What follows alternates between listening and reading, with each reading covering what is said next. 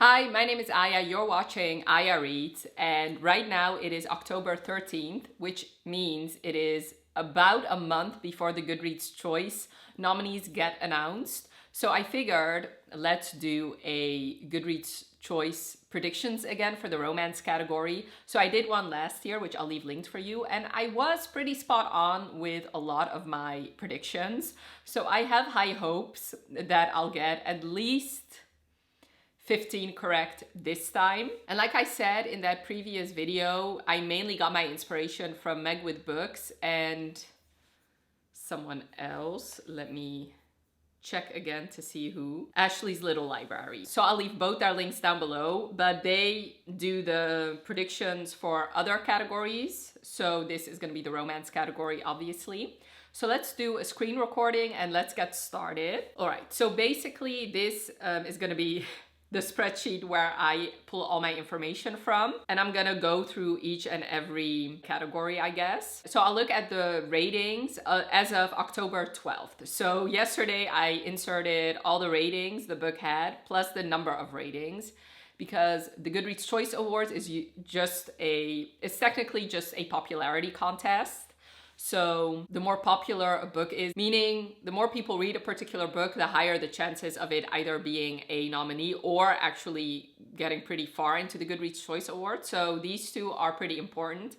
Then I added the publication month, and this I will use if I'm debating between two books, and like if a book has been published a little bit later and therefore has maybe a little bit of a lesser amount of ratings, maybe that will get one over the edge, I guess. Then I looked at the Goodreads most popular books of the year. So basically, if you look on Goodreads, they have a most popular books published in a certain year or a particular month. And I basically looked at the top 100 and added every single romance that I found. So if the internet, yeah. So for example, obviously Funny Story, Just for the Summer is a romance. House of Flame and Shadow is going to be in the romantasy category. Bride, I think, is going to be in the regular romance category. Paradise Problem, This Summer Will Be Different. So those were just the top 15. I looked at the top 100. So if they were in the top 100, they get a point.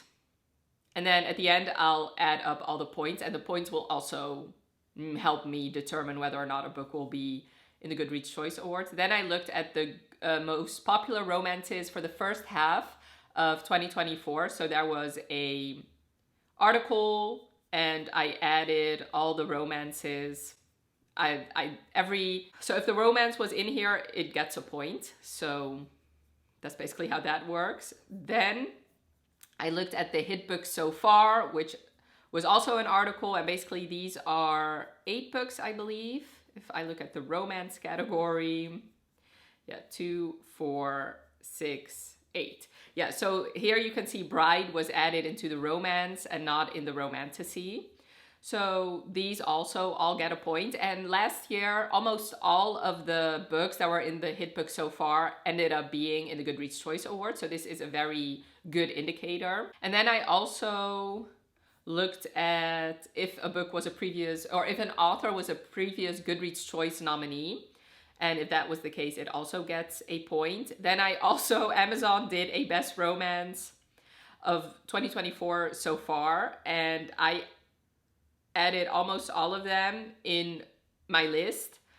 And they also got a point if they were on the Amazon list. And then I looked at if the book was a book of the month choice or a Reese Witherspoon pick. If that was the case, it also got a point. And the bold ones here are if it was actually part of the 5 picks. And then I also checked if the book was diverse or not. In the past, Goodreads would put diverse books in the romance category top 20, even if the amount of ratings was not that high. I do have to say, last year they did not do that. But this year, 2 popular diverse authors, or at least Black authors, have published a book, plus Casey McQuiston also published a book. So maybe this year they will look at that. So these are the points. So let's get started. Let's check the number of ratings first. I think that is the best indicator. As you can see here, I'm gonna just add all of these. These are 11 books, but they all have over 100,000 ratings, although I'm not sure about the exception of the rule. We'll see. Obviously, Funny Story by Emily Henry. There's no ifs, ands, or buts about it. This is gonna make it, and once again, it's probably gonna win, which is getting kind of boring, but hey ho, I also already added. So I'm gonna add all the books in this section here. Basically, I'm gonna also see if I can make a prediction of which 10 will be in the top 10 and which other 10 will round out the top 20. So Funny Story obviously is gonna be in the top 10. Same for Just for the Summer. Not only does it have a high number of ratings, it also has a very high average rating. And if you look at points, it gets 7 points because it was a Book of the Month choice. I believe Abby Jimenez is a diverse author. It was in the top, in the Amazon list. It was a previous Goodreads Choice nominee. It was in the hit book so far, popular romances, most popular books of the year. So yeah, definitely lots of points. Bride, I'm also by Ellie Hazelwood. I'm also, okay, so obviously Just for the Summer. Bride, I think Bride is gonna be in the Goodreads Choice Awards, but I'm gonna put it in top 20 because Allie has 2 books out so far, and both of them are not that popular, not like her previous nominees. So This Summer Will Be Different by Carly Fortune. Okay, so if you can see here, all the bold ones are books I already read. So, but obviously I'm not gonna tell you about my feelings for now. So This Summer Will Be Different has a high number of ratings, higher average rating than her last published book. And it also has a good amount of points. So it definitely will be here. And I do think this time around it will be in the top 10. So let me put it next to Just for the Summer. Moving on to The Paradise Problem. Once again, I don't know if Christina Lauren... Yeah, no, they were in the last Goodreads Choice Awards, but this time, like, The Paradise Problem has been pretty popular because it has like 6 points, so very high. Yeah, I've been hearing more buzz about this one, so I do have a feeling it's gonna be in the top 10. I will switch things around in the end if I have to, but for now, I'm gonna put it in the top 10. Okay. Wild Love, obviously, Elsie Silver was in the Goodreads Choice Awards last year. This year, she has been traditionally published from the beginning. This book is pretty popular and has been getting some good reviews. So I do think it's going to be in the Goodreads Choice Awards, and I do think it's going to be in the top 10. Not in Love by Allie Hazelwood. So this one has very low average rating for Allie, but it does have a lot of people that have read it. And yeah, it was like a Book of the Month choice. And yeah, I think it's going to be in the Goodreads Choice Awards. In fact, I think there's a higher chance of Not in Love being there than Bride being there, simply because obviously this is a contemporary romance, whereas Bride is a paranormal romance. But once again, I don't think it's going to be in the top 10, simply because Allie Hazelwood has 2 books. Also, this book has not had a good average rating, so it's going to be in the top 20.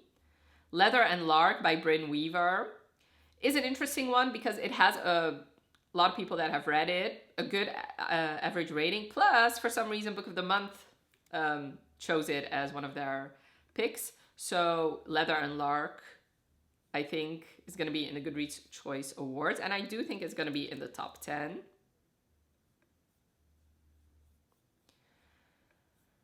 Play Along by Liz Tom Ford. The Right Move was a Goodreads Choice nominee last year. I believe it was in the top 10. Yeah, that is all I need to know. So it doesn't have a lot of points, just 2, but it is in the top 100 popular books. Plus, like I said, she has been a previous Goodreads Choice nominee. So, and it hasn't been out that long, so July, whereas it already has over 100,000 ratings. So it will be on here, I think. Play Along, let me find it. Yeah, over here. And I think it's going to be in the top 10. King of Sloth obviously is going to be here, even though she has released, or yeah, is releasing 2 books this year. The Strikers technically is not out yet, and by the time the Goodreads Choice Awards get announced, it has been out for less than a month. And King of Sloth already has over 100,000 ratings. A previous book in the series has been nominated. Anna Huang has been nominated for a while. So I do think it will show up. And once again, I do think it will be in the top 10. Okay, so The Exception to the Rule by Christina Lauren is an interesting one because it is a novella, but it has over 100,000 ratings. Now, I don't know what the rules are about novellas. I'm pretty sure there have been previous novellas that have been nominated, just not in the romance category. So I'm gonna leave this one blank for now. Same with The Worst Wingman by Abby Jimenez. It's in the same series, popular romance authors writing novellas. So I'm gonna leave this for now, and I'm gonna sort by average rating. So I'm gonna put This Could Be Us by Kennedy Ryan as a contender, even though it doesn't have a whole lot of ratings, but it has a very high average rating. It was in the most popular romances in the first half of the year. It is in Amazon's list, and it is diverse, so I feel like it should be here. So let me add it. I do have to say, I don't think it's gonna be in the top 10 for a couple reasons. Let me find it. Where is it? Over here. For a couple different reasons. First of all, it obviously doesn't have a lot of ratings. Plus, I do know that even though it does have a high average rating, if you look at if this is, like, as far as a romance is concerned, this leans more towards women's fiction than romance, in my opinion. And I do know that in a lot of other people's opinions. So I don't think it's going to be in the top 20. Pucking Sweet by Emily Rath. So last year, I didn't think that they were going to add a Why Choose Romance. So I didn't think Pucking Around was going to be there, but they did add it. Although I do have to say, Pucking Sweet, it came out only in September and it doesn't have a whole lot of ratings. So I don't think they're going to add it this year. So I'm going to leave it for now. Let's look at the hit book so far. Let's see if I added all of them. Not all of them. A Love Song for Ricky Wilde, I do think has a high chance of being in the Goodreads Choice Awards because it has 6 points. It still is in the first 100 popular books of the year, plus in the most popular romances in the first half of the year, plus in hit books.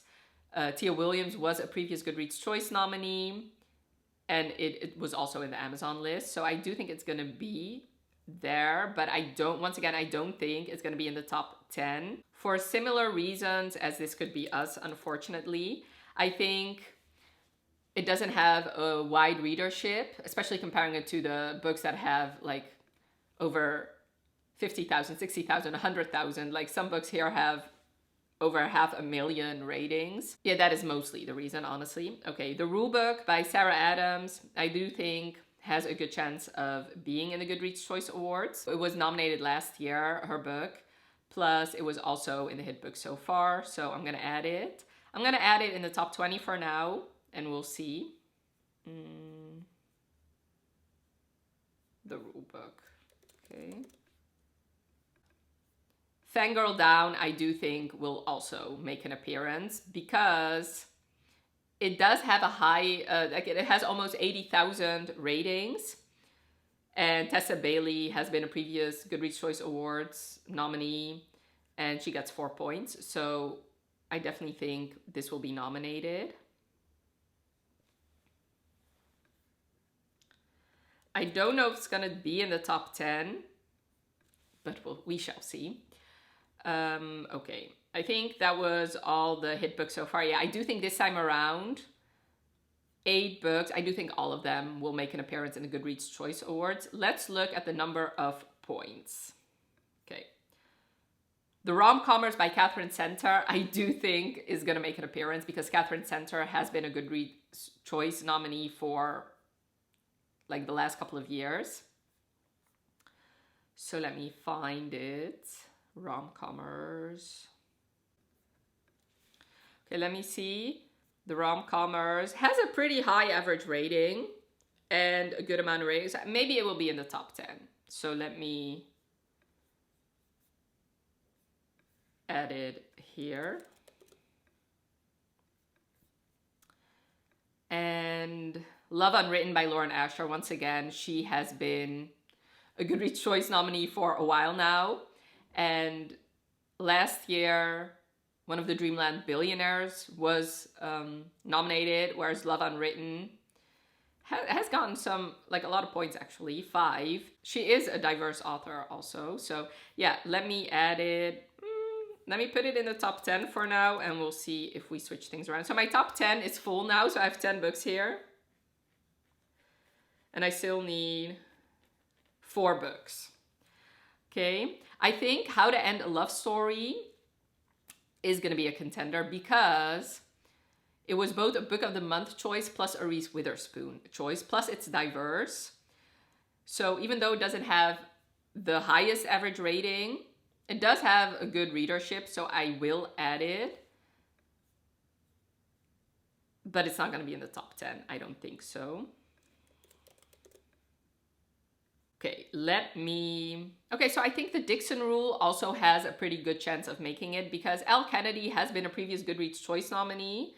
And last year, the Graham Effect was not nominated because I believe it came out like right around the time the Goodreads Choice Awards were announced. So I do think this time around she will make it. The Dixon Rule, let me see.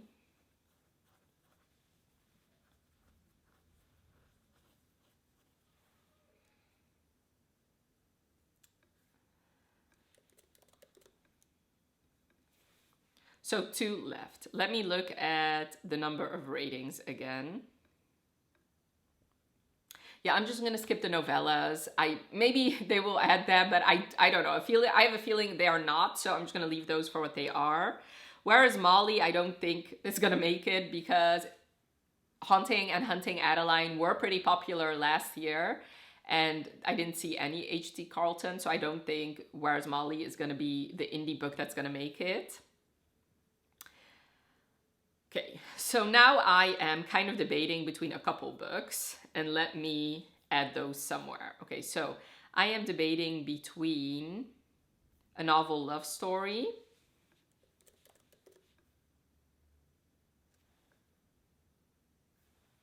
I don't know, where should I put? Okay, let me put it here. Okay, novel love story, business casual, a Megan Quinn, which, let me see which one. Megan Quinn.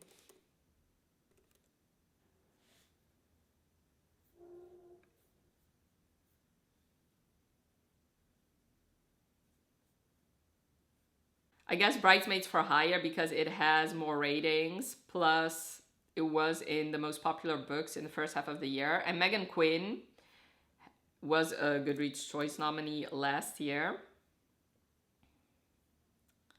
Daydream, obviously. Yeah, as much as I wish God of War would make it, I don't think it will.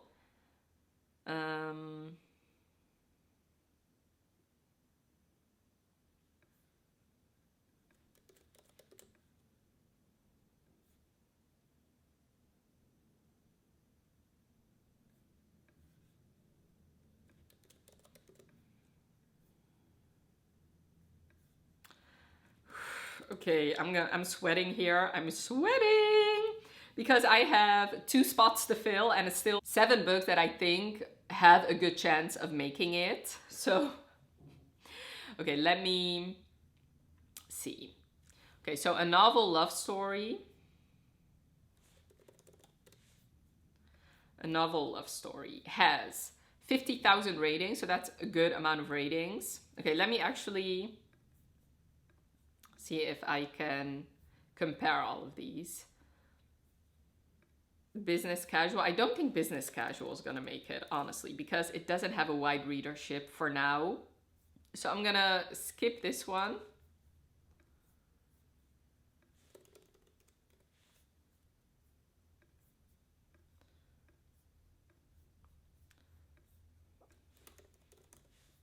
Yeah, I think Daydream is definitely gonna make it. I think so. Ready or Not. See, the problem with the romance category is that it does have a lot of ratings.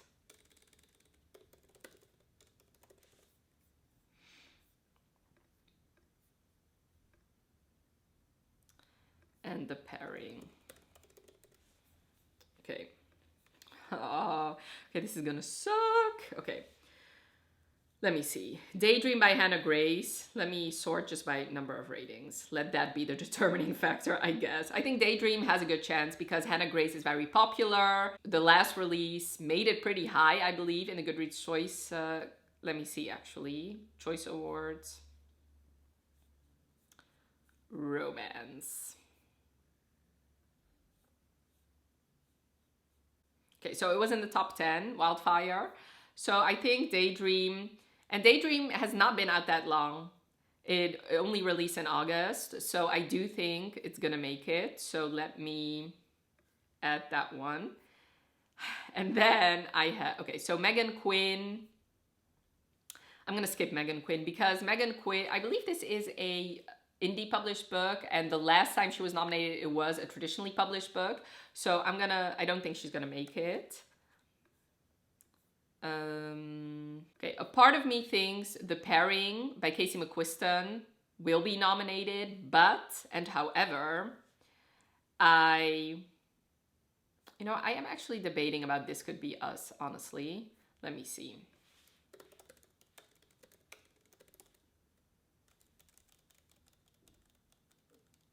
Because I realized yesterday that Kennedy Ryan has never been a Goodreads Choice nominee, which is, first of all, blasphemous. But on the other hand, this is traditionally published, so maybe they will. Okay, anyway, I'll just keep it here. Summer Romance has been pretty popular. Okay, so basically Ready or Not, I don't think is gonna get a chance because it was published in February, yet it doesn't even have 50,000 ratings, so I'm gonna skip that one, even though I really want to read that one. So now I have 3 options for the last position. Okay, so The Pairing by Casey McQuiston. It doesn't even have 20,000 ratings. And yes, this has been published in August. And yes, Casey McQuiston has been a previous Goodreads Choice winner, but compared to all the other ones, it doesn't have a lot of ratings, so I don't know. Maybe this is going to be the one I'm going to be wrong about, but I'm going to skip that one for now.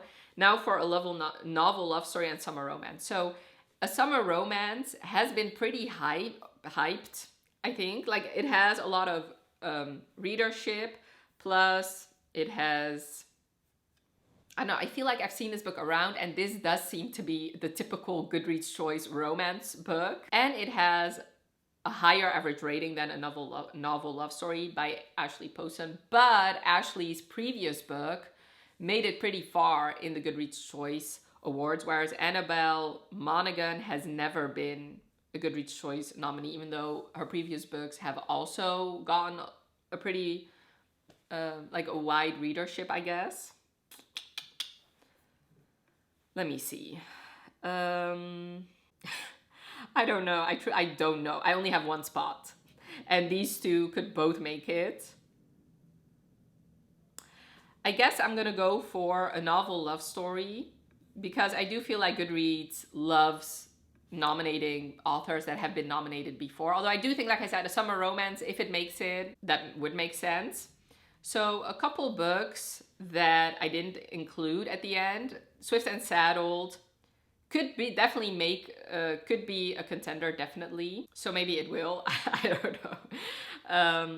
Yeah, Chloe Walsh I did not include because, I don't know, it just doesn't feel like a typical romance book. Plus, I believe that all these books, I mean, I've read only the first 2, but they do take place in high school, so maybe they will not like to add that in the romance category. Lynn Painter, I would have included, except she has never been a Goodreads Choice nominee, which is wild to me. Then obviously God of War we already talked about.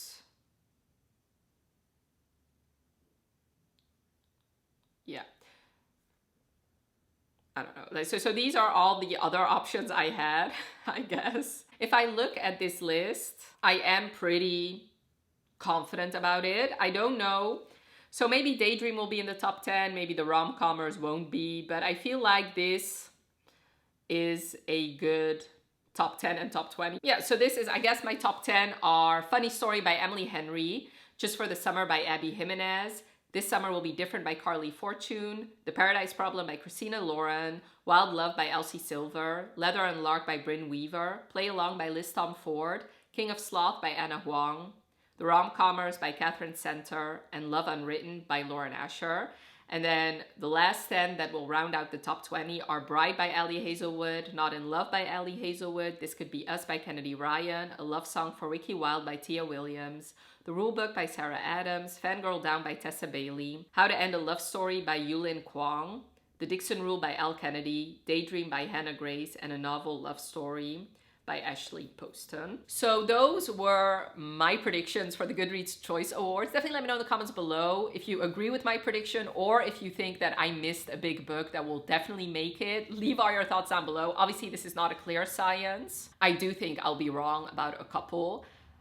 And now that I think about it, knowing that I definitely did miss a couple books, like that I feel like, okay, this could have definitely been a contender, but I just don't have the space. Maybe 15 is a reach, but we'll see.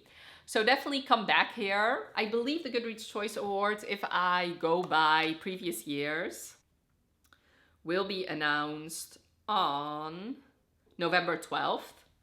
So I have the day off that day, so hopefully it will be announced. Otherwise, I took the day off for no reason. So I will make a reaction video to the Goodreads Choice Awards. And this year, I am planning on reading the top 20 in the romance category. I don't know if I can manage that.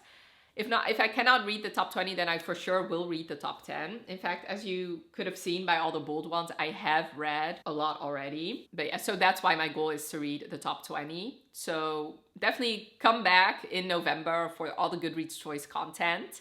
And I really hope you enjoyed this video. Definitely let me know by leaving a like if you did. And if you're down there, leave me a prize, some sort of prize emoji.